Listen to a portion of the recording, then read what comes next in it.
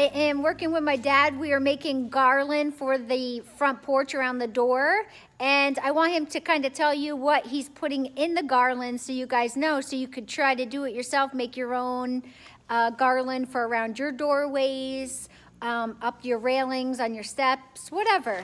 So you cut all the pieces down into smaller smaller pieces, some pine, blue spruce, and what was this? Northern white cedar. Then you take your green wire that you use. It's a 22 gauge wire.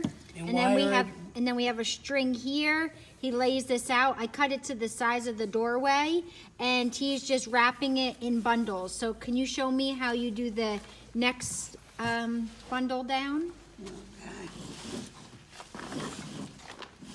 Okay, so the next patch is white pine.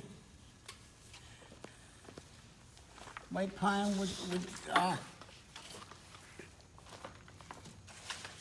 blue spruce onto it. So I just gotta go. So you kind of just stack it on each other. Yeah, and then just wire it onto the string.